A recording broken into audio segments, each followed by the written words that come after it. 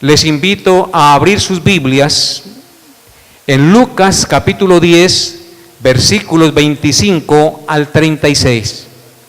Lucas 10, versículos 25 hasta el 36. Leamos juntos, con mucha reverencia, la palabra de Dios. ¿Estamos todos ubicaditos en el pasaje bíblico? Lucas 10, versículos 24 al 36, dice la palabra de Dios. Y he aquí, todos, y he aquí un intérprete de la ley se levantó y dijo para probarle: Maestro, ¿haciendo qué cosa heredaré la vida eterna? Él le dijo: ¿qué está escrito en la ley? ¿Cómo lees? Aquel respondiendo dijo: amarás al Señor tu Dios con todo tu corazón, con toda tu alma y con todas tus fuerzas y con toda tu mente, y a tu prójimo como a ti mismo. Y le dijo: bien has respondido, haz esto y vivirás. Pero él, queriendo justificarse a sí mismo, dijo a Jesús: ¿y quién es mi prójimo? Respondiendo Jesús dijo: un hombre descendía de Jerusalén a Jericó y cayó en manos de ladrones, los cuales le despojaron e hiriéndole se fueron, dejándole medio muerto. Aconteció que descendió un sacerdote por aquel camino y viéndole pasó de largo. Asimismo, un levita, llegando cerca de aquel lugar y viéndole, pasó de largo. Pero un samaritano que iba de camino vino cerca de él y viéndole fue movido a misericordia, y acercándose vendó sus heridas, echándoles aceite y vino, y poniéndole en su cabalgadura, lo llevó al mesón y cuidó de él. Otro día, al partir, sacó 2 denarios y los dio al mesonero y le dijo: cuídamele, y todo lo que gastes de más yo te lo pagaré cuando regrese. ¿Quién pues de estos 3 te parece que fue el prójimo del que cayó en manos de los ladrones? Y él dijo: el que usó de misericordia con él. Entonces Jesús le dijo: ve y haz tú lo mismo. Amén. Bien, mis hermanos, acabamos de leer uno de los pasajes más famosos de las Sagradas Escrituras. El pasaje conocido como el buen samaritano. El sermón lleva por título no el buen samaritano, sino ¿quién es mi prójimo? Ese es el título del sermón. ¿Quién es mi prójimo? Vamos entonces a leer en primer lugar el versículo 25. Dice la palabra de Dios: y he aquí un intérprete de la ley se levantó y dijo para probarle: Maestro, ¿haciendo qué cosas heredaré la vida eterna? Dice: he aquí un intérprete de la ley. En este versículo que acabamos de leer, el versículo 25, podemos ver una pregunta de suprema importancia con motivos incorrectos. Podemos ver una pregunta de suprema importancia, pero con motivos incorrectos. Dice el texto que un intérprete de la ley se levantó y le dijo al Señor: ¿haciendo qué cosas heredaré la vida eterna? Un intérprete de la ley era un escriba, un docto en el conocimiento de la Torá y de las tradiciones rabínicas y fariseicas. un docto en el conocimiento de la verdad de Dios. Dice que ese doctor de la ley, en el original y en la Septuaginta no se dice intérprete de la ley, sino un doctor de la ley. Ese doctor de la ley se levantó, dice la Biblia, y dijo para probarle. O sea que su pregunta, aunque era lícita y aunque es importante, llevaba una mala intención: probar al Señor Jesucristo. Maestro, ¿haciendo qué cosas heredaré la vida eterna? Esta pregunta tan importante del doctor de la ley no era sincera, no tenía como objetivo saber la verdad o la respuesta, sino más bien poner zancadilla a Cristo y cogerlo en sus propias palabras para que los fariseos tuvieran de qué acusarlo si daba una respuesta incorrecta y asimismo echarle mano y ponerlo preso. Esa era la intención de este doctor de la ley, que por supuesto sabía la respuesta, porque era un docto en el conocimiento de las Escrituras. Sin embargo, aunque la pregunta no fue sincera, mis hermanos, es una pregunta de suprema importancia para todo el género humano. ¿Haciendo qué cosas heredaré la vida eterna? ¿Por qué es de suprema importancia esta pregunta para todo el género humano? Sencillo, porque todos somos pecadores y hemos de ser juzgados después de la muerte. Por eso es que usted y yo hemos de hacernos esa pregunta: ¿haciendo qué cosas heredaré la vida eterna? Usted y yo un día seremos juzgados porque somos pecadores. Y si yo no sé qué hacer para heredar la vida eterna, seré condenado en el infierno por mi pecado.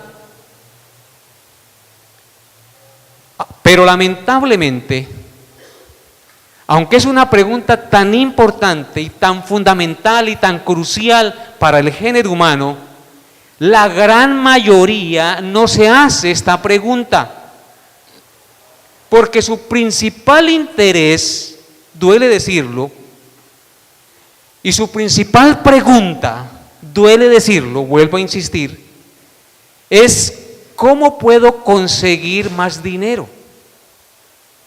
Y eso es lo más importante para muchos. ¿Cómo puedo conseguir más dinero? ¿Cómo puedo trabajar menos y ganar más? ¿Cómo puedo ser una persona exitosa en los negocios? ¿Cómo puedo tener mayor prestigio? ¿Cómo puedo pasear más y darme la gran vida? ¿Cómo puedo tener una mejor figura? Esas son lamentablemente las principales preguntas y lo que ronda en la mente y en el corazón de los seres humanos. No aquella pregunta: ¿qué debo hacer para heredar la vida eterna? Mis hermanos, el que no se hace esta pregunta está mal. Está mal porque no sabe en qué está viviendo y cree que aquí va a vivir eternamente y que no tendrá que darle cuentas al juez supremo.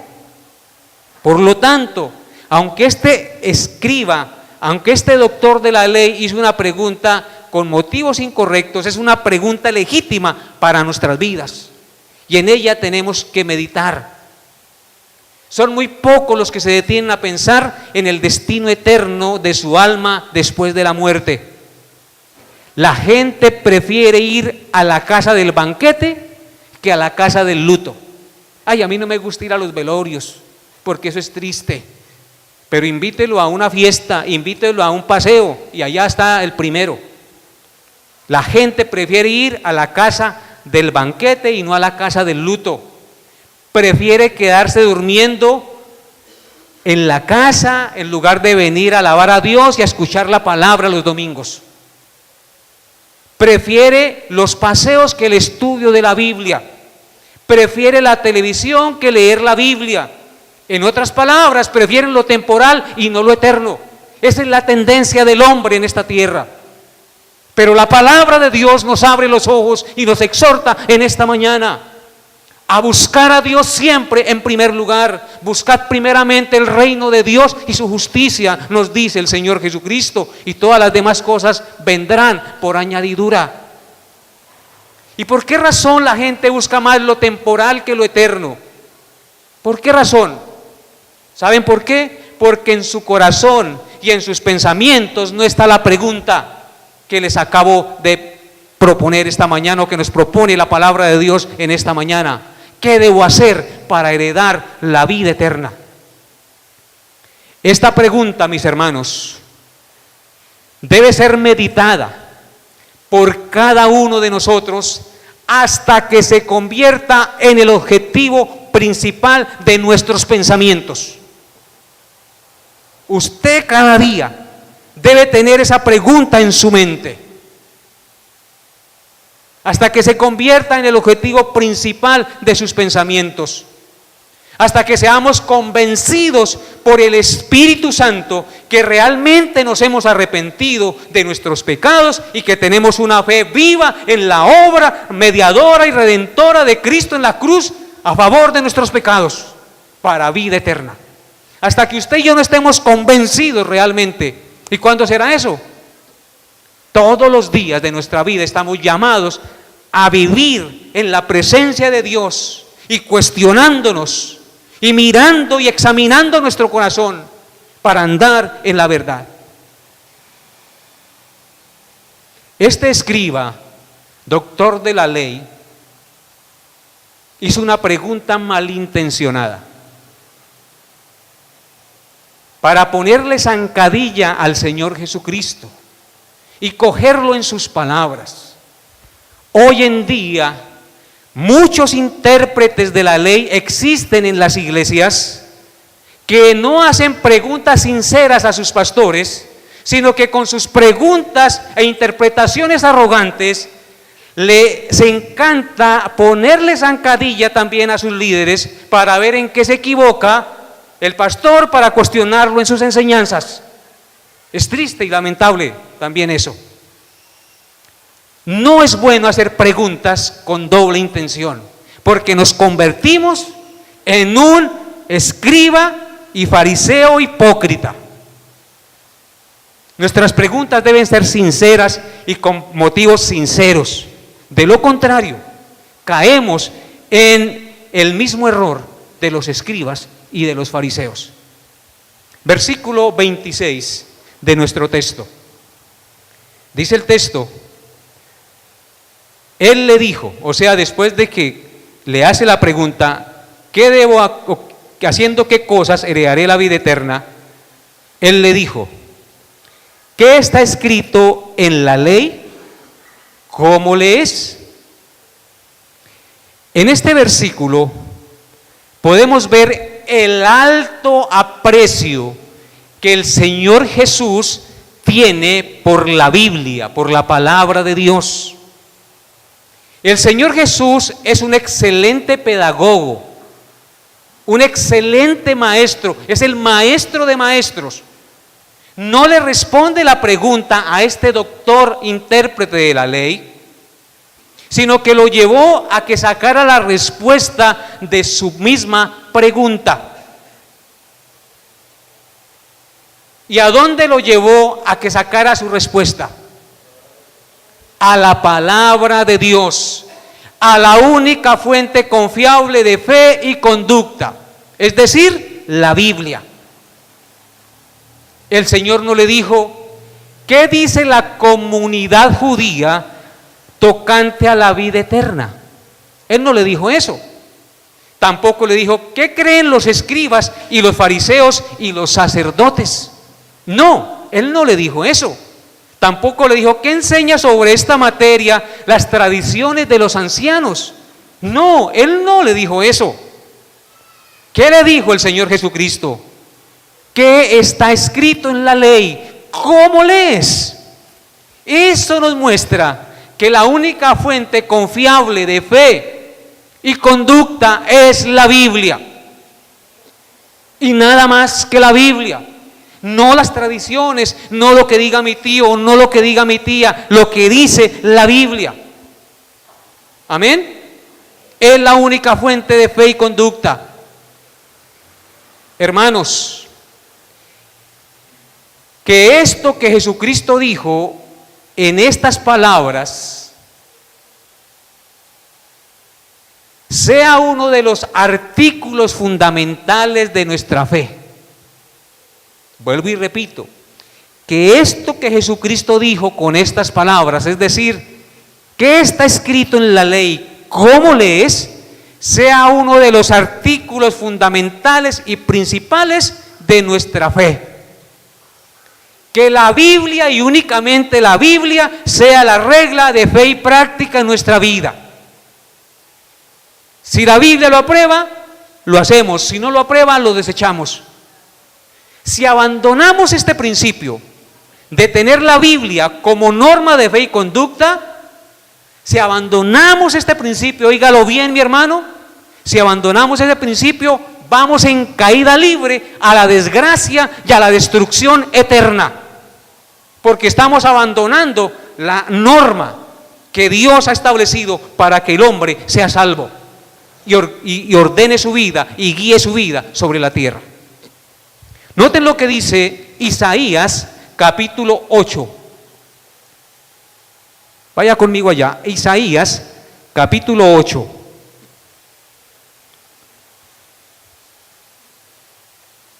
Versículo 20 del profeta Isaías. Isaías 8, versículo 20. Escuchen lo que dice la palabra de Dios. Yo quiero que todos estén en este texto. Dijo el profeta, a la ley y al testimonio, es decir, a la ley de Dios y al testimonio de Dios, si no dijeren conforme a esto, es porque no les ha amanecido, es decir, es porque no les ha alumbrado la luz de Jesucristo. ¿Entendieron el texto, hermano? Yo sé que son muy inteligentes. ¿Qué dice el texto? A la ley y al testimonio, es decir, a la ley de Dios y al testimonio de Dios, si no hablamos, si no actuamos conforme a la ley y al testimonio, es porque no nos ha amanecido, es decir, es porque no ha brillado la luz de Jesucristo en nuestra vida, y estamos siendo guiados por otras cosas y no por la palabra de Dios. Ahora noten lo que dice Primera de Pedro capítulo 4 verso 11. Primera de Pedro capítulo 4 verso 11. Primera de Pedro 4 versículo 11. Escuchen estas palabras tan gloriosas. Si alguno habla, hable conforme a las palabras de Dios. Si alguno ministra, ministre conforme al poder que Dios da, para que en todo sea Dios glorificado por Jesucristo, a quien pertenecen la gloria y el imperio por los siglos de los siglos. Amén. Noten las palabras del apóstol Pedro. Concuerdan perfectamente con las palabras del profeta Isaías y con las palabras de todos los profetas del Antiguo y con los demás apóstoles. Si alguno habla, ¿cómo debe hablar? Conforme a la palabra de Dios. Y si alguno ministra, si alguno sirve, debe tener como guía y norma ¿qué? La palabra de Dios. Por eso si alguno ministra, ministre conforme al poder que Dios da. ¿Para qué? Para que en todo sea Dios glorificado. Si yo no tengo como norma de fe y conducta la palabra de Dios, no voy a glorificar en todo a Dios. La única forma de glorificar a Dios en todas las cosas es tener como norma de fe y conducta la bendita palabra de Dios. Amén. Bien, hermanos. Versículos 27 y 28 de nuestro texto del buen samaritano. Dice el versículo 27 y el versículo 28. Aquel respondiendo dijo: amarás al Señor tu Dios con todo tu corazón, con toda tu alma, con todas tus fuerzas y con toda tu mente, y a tu prójimo como a ti mismo. Y él le dijo: bien has respondido, haz esto y vivirás. Mis amados hermanos, en este pasaje que acabamos de leer, en estos dos versículos, podemos ver que una persona puede tener mucho conocimiento de la palabra de Dios, pero su corazón puede estar lleno de maldad, de amargura y de malas intenciones. Este hombre contestó correctamente la pregunta que el Señor le hizo. Habló con propiedad de amar a Dios con todo el corazón, con toda el alma, con todas las fuerzas y con toda la mente. ¿Cómo se debe amar a Dios? Con todo. ¿Sí o no? Con todo nuestro ser debemos amar a Dios. Y este hombre lo contestó con propiedad. Sin embargo, este hombre estaba tentando a Cristo para hacerle daño. Conocía la palabra de Dios, sabía las respuestas. Sin embargo, estaba haciendo una pregunta para tentar a Cristo. Lo que nos indica que una persona puede tener mucho conocimiento de la palabra de Dios, pero su corazón puede estar lleno de maldad, de amargura y de malas intenciones. Qué triste y qué lamentable que eso suceda. Este hombre no estaba amando a Dios Hijo, como lo había acabado de confesar. Y por eso Cristo le dice: bien has respondido, doctor de la ley. Haz esto, o mejor dicho, practica lo que sabes y vivirás. Eso es lo que le dice el Señor Jesucristo. Muy bien, doctor, tú sabes mucho. Lo único que le falta es practicar lo que sabe. Ustedes saben mucho, mis hermanos. ¿Sabe qué es lo que les falta? Practicar lo que saben. Así de sencillo. Reflexionemos por un momento en este pasaje. El conocimiento de la palabra de Dios, acompañado de la dureza de corazón, se convierte, óiganlo bien, si usted tiene conocimiento de la palabra de Dios, pero si endurece su corazón, ese endurecimiento y ese conocimiento de la palabra de Dios se convierte en el arma más peligrosa para la destrucción de su alma. ¿De qué nos sirve saber la verdad si no la aplicamos a nuestra vida? ¿Sabe para qué será lo único que nos sirve la verdad si no la aplicamos a nuestra vida? Para lo único que nos sirve será para condenarnos en el día del juicio. Noten lo que dice Juan 12, versículo 48. Juan 12, versículo 48.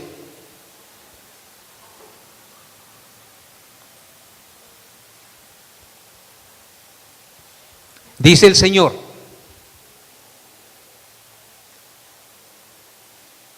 Juan 12, 48.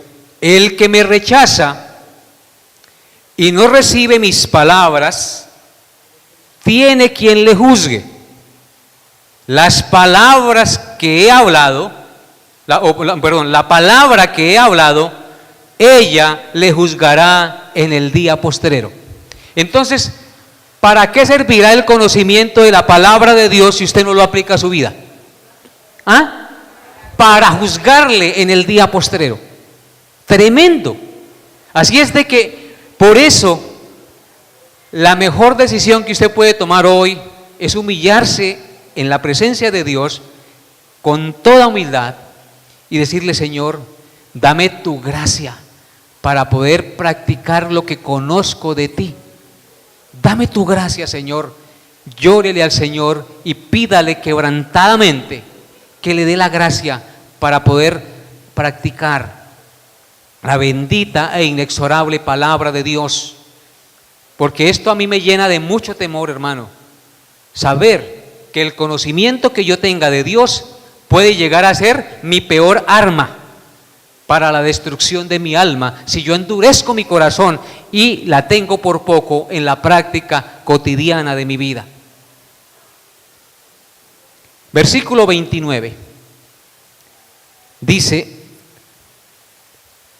pero él, queriendo justificarse a sí mismo, dijo a Jesús: ¿y quién es mi prójimo? Hermanos, notan a este escriba, ¿no?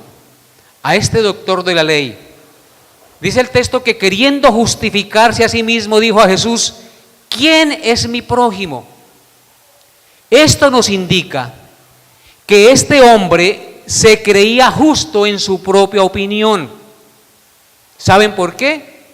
Porque la opinión prevaleciente entre los escribas y fariseos en ese entonces era que el prójimo para ellos eran los judíos de buena reputación y de su clase religiosa.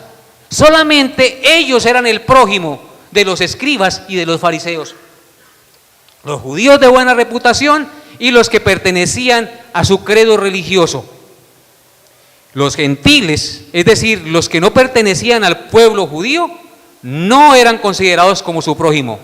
Los publicanos tampoco, es decir, los que cobraban los impuestos, tampoco eran considerados como su prójimo.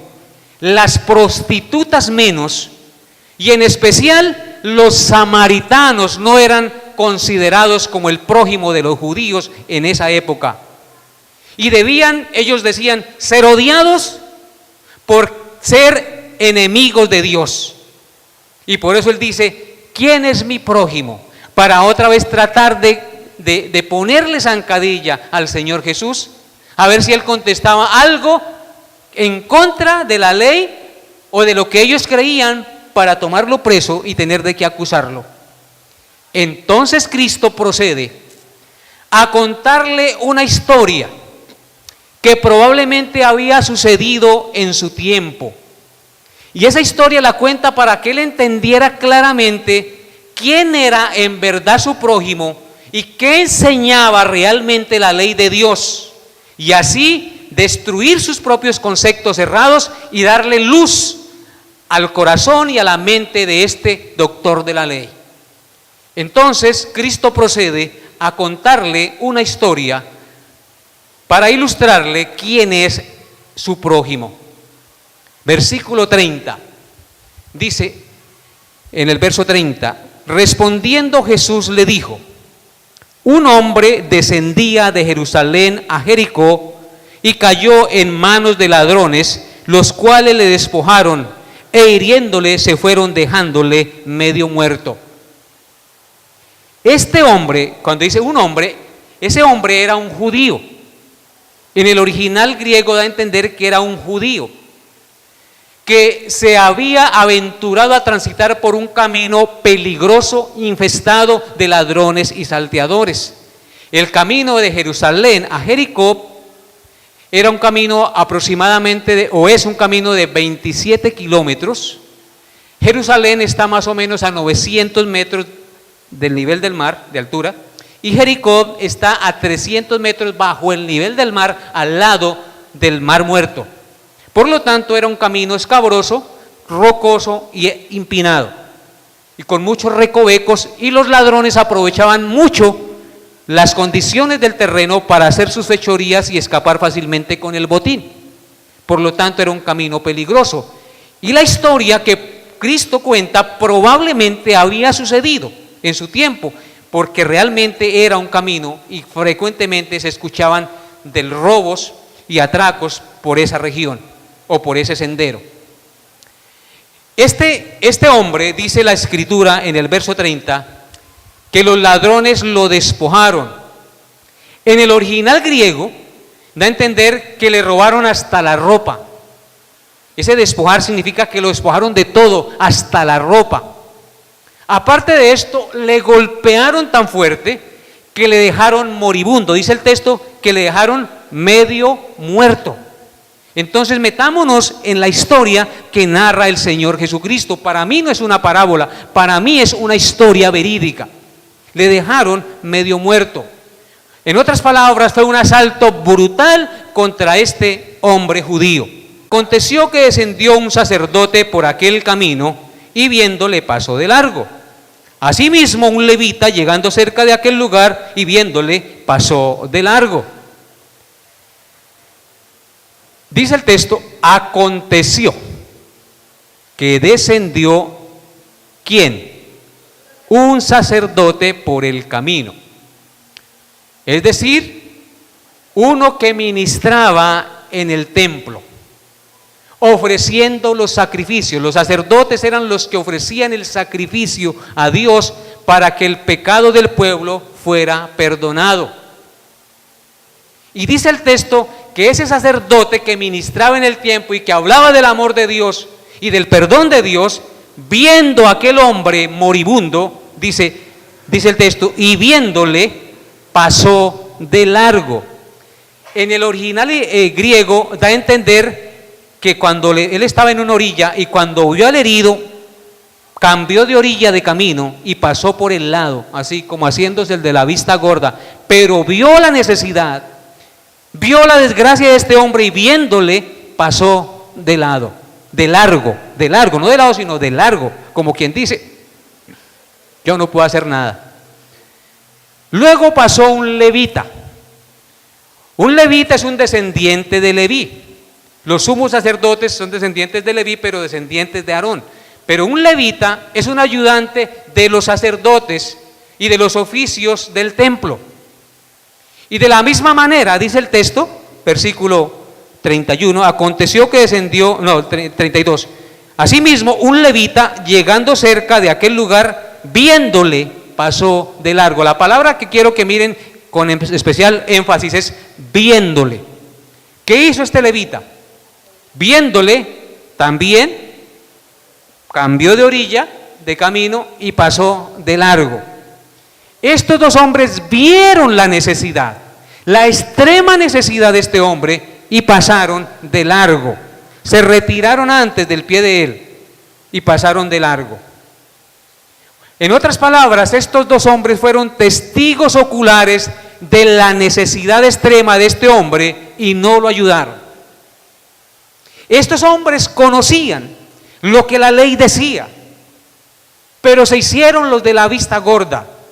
Ese doctor de la ley sabía lo que había de hacer, mas sin embargo, por sus tradiciones y por su arraigo y su apego a su credo religioso, solamente consideraban su prójimo a los judíos de reputación buena y a los que profesaban su propio credo. Los demás no eran considerados sus prójimos.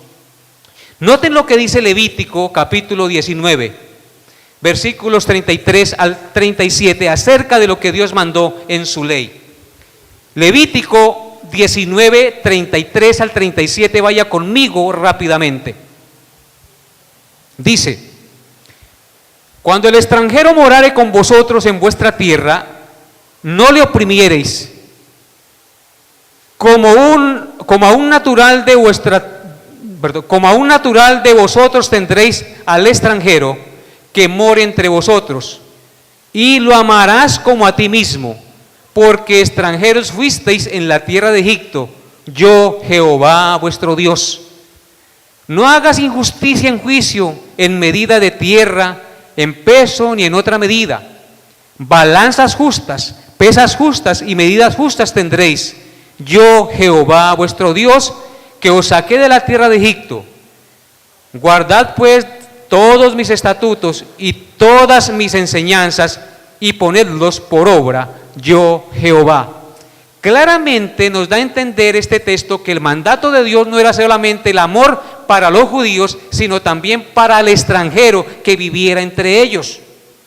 O sea que este doctor de la ley o no había leído este texto de las Escrituras, o se estaba haciendo el loco y lo pasaba por alto. Ahora noten lo que dice Éxodo capítulo 23. Éxodo capítulo 23, versículos 4 y 5.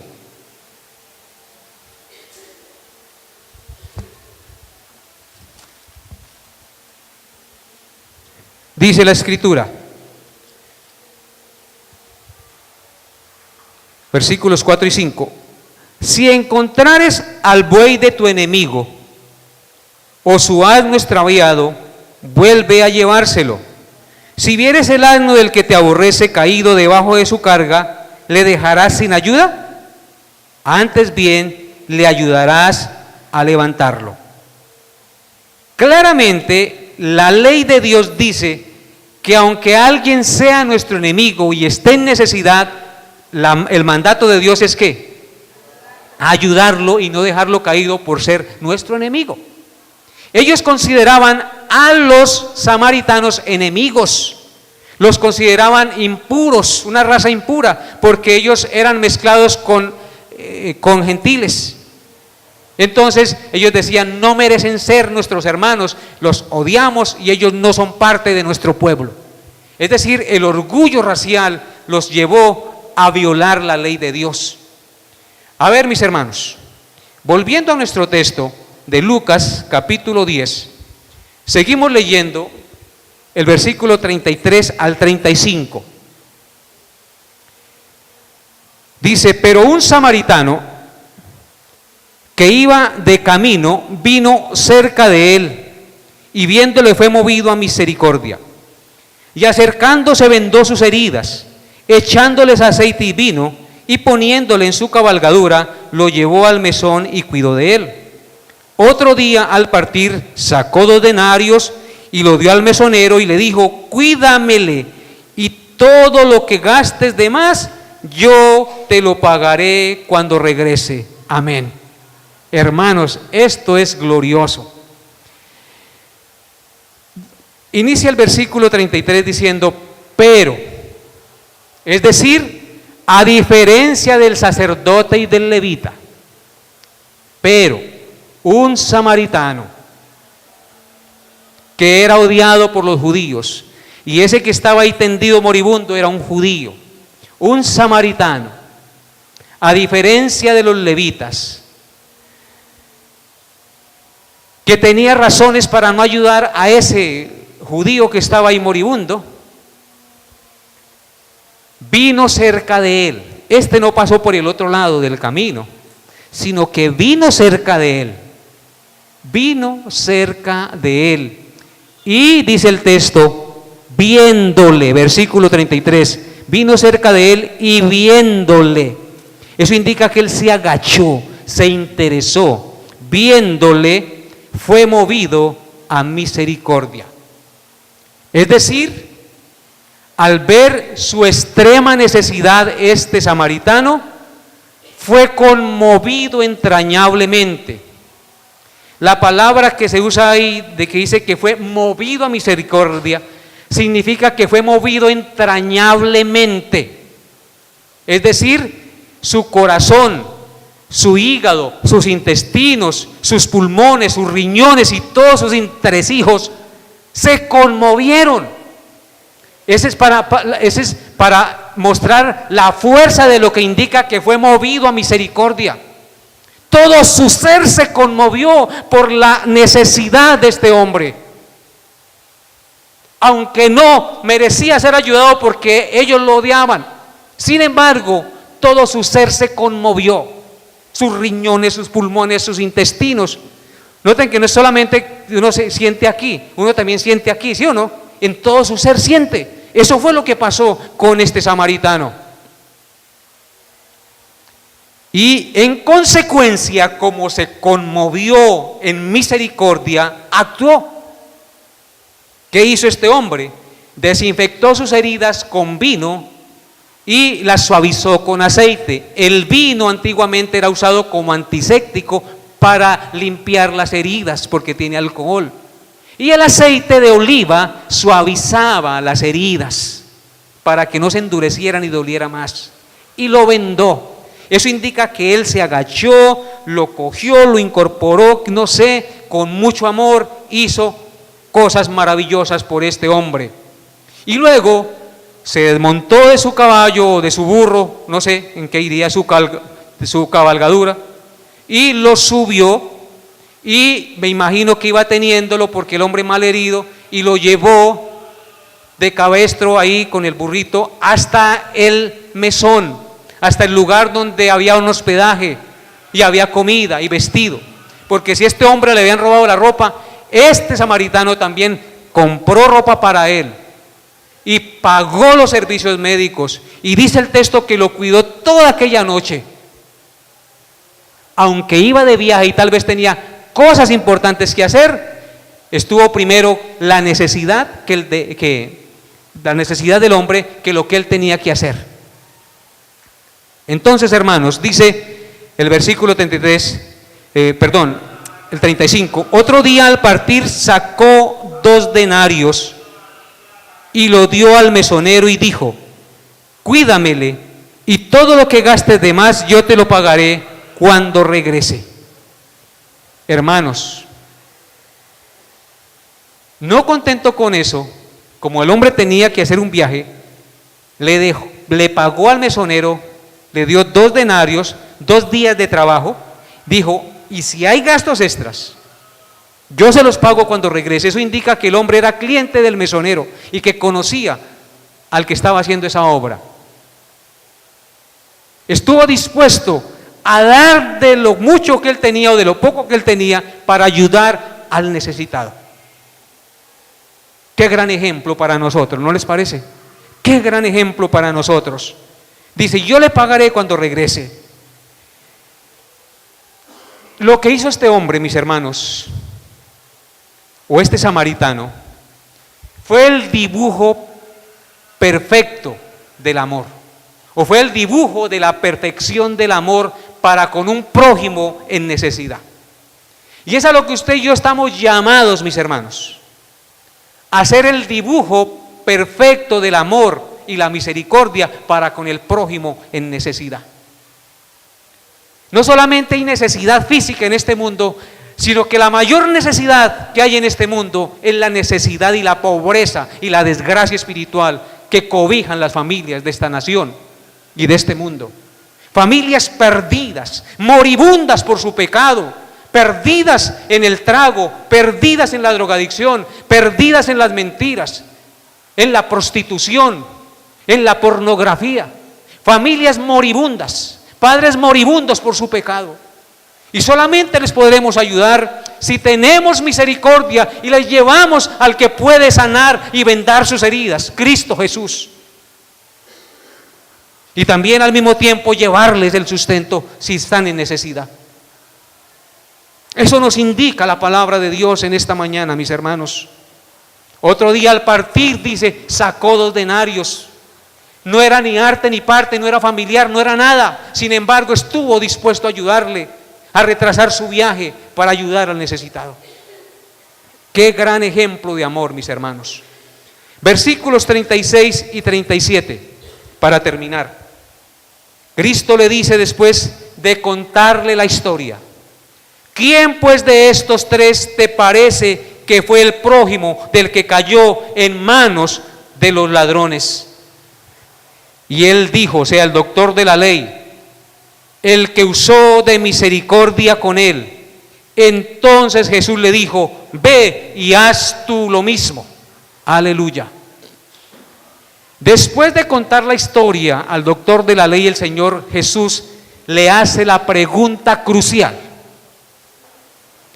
que yo también les hago en esta mañana a ustedes, y que estoy seguro que al igual que el doctor de la ley la saben. ¿Quién pues de estos 3 te parece o les parece que fue el prójimo del que cayó en manos de los ladrones? ¿Ah? El que usó de misericordia con el que estaba herido, o sea, el samaritano. Noten que el doctor de la ley ni siquiera dijo el samaritano, ni siquiera se atrevió a decir el samaritano, porque los odiaban. Entonces Jesús dijo: ve y haz tú lo mismo. En este punto,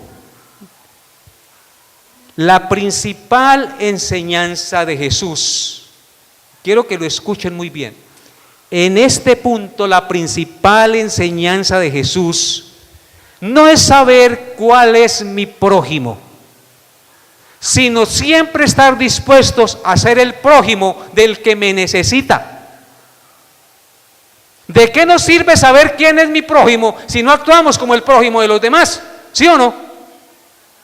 En otras palabras, yo debo estar dispuesto a ser el prójimo de mi prójimo. Porque dice, el Señor le dice: ¿quién pues de estos 3 te parece que fue el prójimo del que cayó en manos de los ladrones? El doctor de la ley había preguntado: ¿y quién es mi prójimo? Cristo le está diciendo: no es saber quién es tu prójimo, es saber que tú debes ser el prójimo del que está en necesidad. ¿Me hago entender? No es saber quién es mi prójimo, es saber que yo siempre debo ser el prójimo de mi prójimo. Porque ¿qué nos sirve saber que hay enfermos, que hay necesitados de la palabra de Dios, si no somos el prójimo? Por eso Cristo le dice, ve y haz tú lo mismo, sé el prójimo del que te necesita. Me imagino que estas palabras cayeron como un baldado de agua fría y como una espada que traspasó su corazón. Como tal vez hoy está traspasando el corazón de muchos que son indolentes a los enfermos, que son indolentes a la necesidad de las almas perdidas, que comen y se alimentan, vienen y se van y no hacen nada en pro de la misericordia y del amor. Aprendemos 3 principios para terminar. Aprendemos 3 principios de esta historia, de lo que significa nuestro amor al prójimo. Número 1, la carencia de amor y de misericordia es a menudo muy fácil de justificar. No tengo plata, no tengo tiempo, yo estoy para que me ayuden y no para ayudar. Eso es lo que escucha uno decir. Yo estoy es para que me ayuden y no para ayudar, yo no tengo plata. Que ayuden los que tienen plata, que los ayude el gobierno. Muy fácil de justificar nuestra falta de amor al prójimo. El sacerdote y el levita tal vez razonaron de esta manera para no justificar ayudar al herido. Si nos detenemos, los ladrones pueden estar cerca y nos pueden robar a nosotros también. No seamos bobos, sigamos. El hombre ya está para morirse, ¿qué podemos hacer nosotros? Que se muera. Ya no podemos hacer nada. Si nos ven cerca del herido, de pronto nos acusan y nos tienen por ladrones. Mejor hagámonos de la vista gorda y sigamos. Muy fácilmente pudieron justificar su no ayuda al necesitado. Pero hermanos, no son así las cosas. Nosotros siempre debemos estar dispuestos a ayudar al que lo necesita. No solamente con cosas materiales, sino con lo que le sirve para esta vida y para la vida venidera. La palabra eterna de Dios, la cual puede salvar sus almas. Que el Señor les bendiga y les llene de su gracia y les haya hablado a su corazón.